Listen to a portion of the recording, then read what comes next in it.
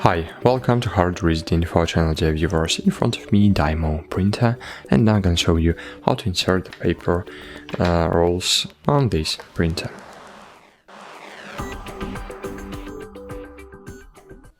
To do that, first I need to open the cover.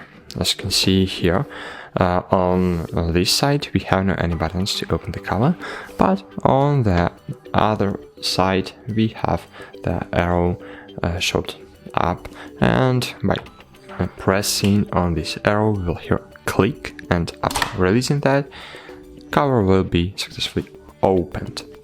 So then we just need to insert the paper inside. So to insert this cartridge inside, we just need, as you can see, here we have the hole and here we have the stick, and we need to insert this stick into this hole in the way. As we can see, here we have this plastic element. It needs to go through this hole too. So in this way, and press on it.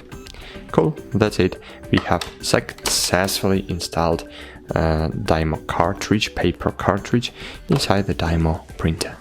Thanks for watching, like this video, and bye. See you!